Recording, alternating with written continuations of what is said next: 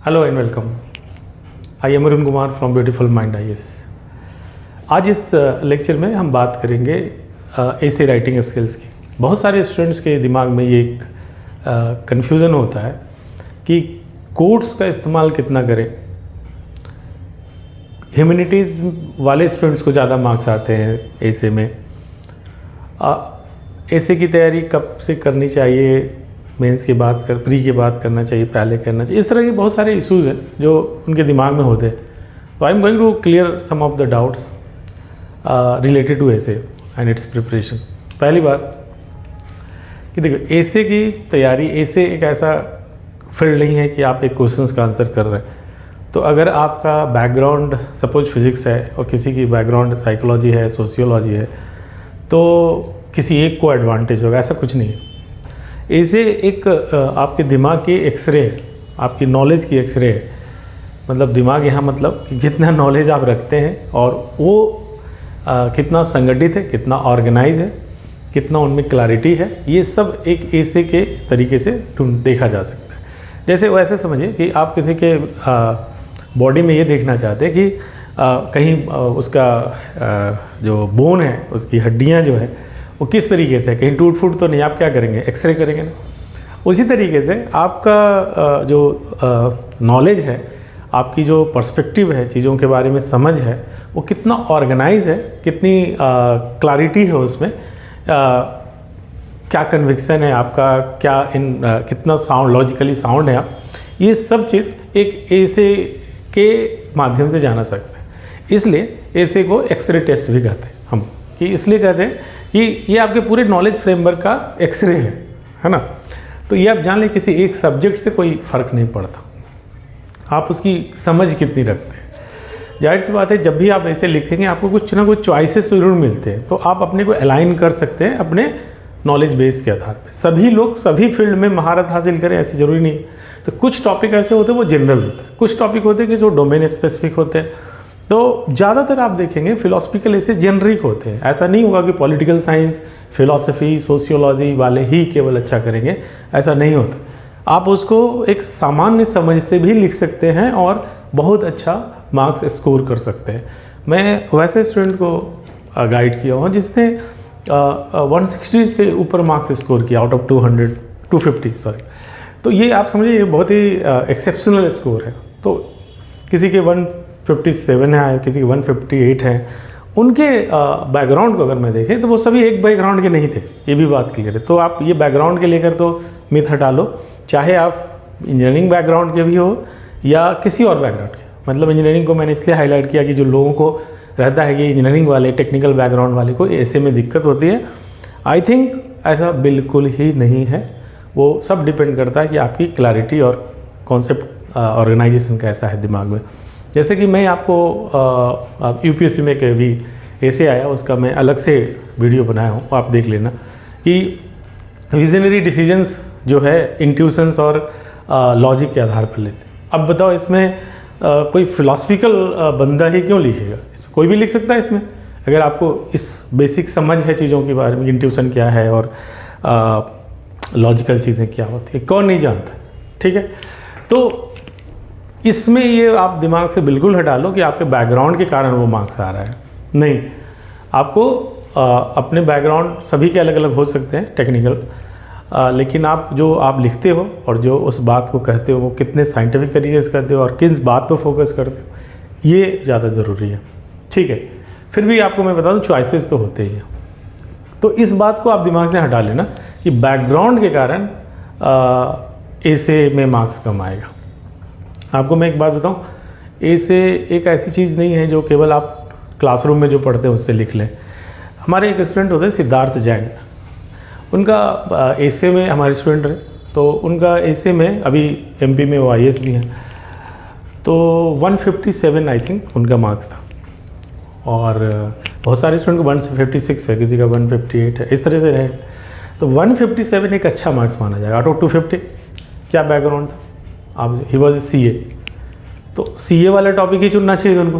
मतलब कुछ ऐसा मिलता तो वहाँ कहाँ CA का टॉपिक, तो कॉमर्स एंड अकाउंटेंसी का सब्जेक्ट टॉपिक भी तो रहना चाहिए। लेकिन उनके मार्क्स 157 कैसे आए? तो ये बात आपको मैं बता रहा हूँ कि ऐसा कुछ नहीं है कि आप एक बैकग्राउंड के कारण ही आपके मार्क्स आएंगे। मार्क्स आएंगे कि आप कितना अच्छे से चीज़ों को कम्युनिकेट कर पाते हो, इससे आपके आइडियाज़ में क्लैरिटी कितनी है और आप पर्सपेक्टिव क्या देते हो चीज़ों पे, है ना। ये चीज़ मैं बार बार कह रहा हूँ। तो एक मिथ है कि बैकग्राउंड के कारण मार्क्स ख़राब होगा, ऐसा कुछ नहीं है। प्रैक्टिस करना चाहिए आपको, ऐसे राइटिंग की प्रैक्टिस करना चाहिए और आप देखना चाहिए कि कौन से चीज़ों में आप गलती करते हो, कहाँ पे गलती करते हो, उसको आप देखो कि आप जैसे आप किसी चीज़ के बारे में बात करते हैं तो आप किस तरीके से उस बात को उठाते हैं, यानी कि आप कहाँ पे फोकस करते हैं और कितना लॉजिकली कनेक्टेड मैनर में आप चीज़ों को रखते हैं, वो आपका डिसाइड कर देगा कि आपके मार्क्स कितने आएंगे। ऐसा बिल्कुल नहीं होगा कि जस्ट बिकॉज आप नॉलेज है और जम्बल्ड तरीके से रख दिया। अगर आपने बहुत सारा फिजिक्स पढ़ रखा है और जम्बल्ड तरीके से सब चीज़ों को रख दिया तो वो मार्क्स नहीं देने जाना है। अब किसी भी इशूज़ पर डाइवर्स तरीके से चीज़ों को रखेंगे तो एक पर्सपेक्टिव के जो प्लस माइनस है उसको लेके बताएंगे, दूसरे पर्सपेक्टिव से प्लस माइनस लेके बताएंगे, तीसरे से बताएंगे, चौथे से बताएंगे और फिर क्या करते हैं, उन सब को आप जज करते हैं, इंटीग्रेट करते हैं और एक फाइनल कंक्लूजन की तरफ रखते हैं। तो ये एक हायर ऑर्डर मेंटल स्किल्स माना जाता है ना। तो आप इस पे ध्यान रखो कि आप प्रैक्टिस करो चीज़ों पे लिखने का, ज़्यादा पढ़ने की कोशिश करो। जो भी आप पढ़ते हो, चाहे आप नॉवेल ही पढ़ते हो, चाहे डॉक्यूमेंट्री सुनते हो, चाहे प्ले देख रहे हो, मूवी देख रहे हो, कहीं से भी चीज़ें आप उठा सकते हो और अपने पॉइंट्स को बना सकते हो। तो ऐसे लिखने के लिए आपको केवल रेगुलर बुक या चलो ऐसे की एक बुक लेते हैं, वैसा कुछ नहीं होता। वो आप का एक मनोभ्रम है कि हम ऐसे का एक बुक लेके और ऐसे अच्छा लिख लेंगे। ऐसे लिखने का एक सिंगल पॉइंट फार्मूला है कि यू शुड राइट ऐसे एंड गेट इट इवैल्यूएटेड। तो आपने ऐसे लिखा, अब इवैल्यूएट कौन करेगा, ये एक होता है मसला। तो अगर आप चाहते हैं कि ऐसे का कोई इवैल्यूएशन करे तो कोई आप आसपास जो भी टीचर है, जहाँ भी आप रहते हो, उनसे आप इवैल्यूएट करो, शायद वो आपको फीडबैक देख पाएँ। अब हमारे टेस्ट सीरीज प्रोग्राम को भी देख सकते हो, उसमें हम कुछ नहीं करते, सिंपली आपको टॉपिक दे दें वीकली एक और उसको कहते हैं इस पर आप एक ऐसे लिखे होता। जब आप इसे लिखते हैं उसका मैं एक रिगरस इवैल्यूएशंस करते हैं और बता दें कि इसमें क्या कमी है और इसमें क्या आना चाहिए और उसका एक मॉडल आंसर बताते हैं कि देखिए ये होना चाहिए और एक डिस्कशन करके उसको बता देते हैं कि इस तरीके से लिखने से मार्क्स आए।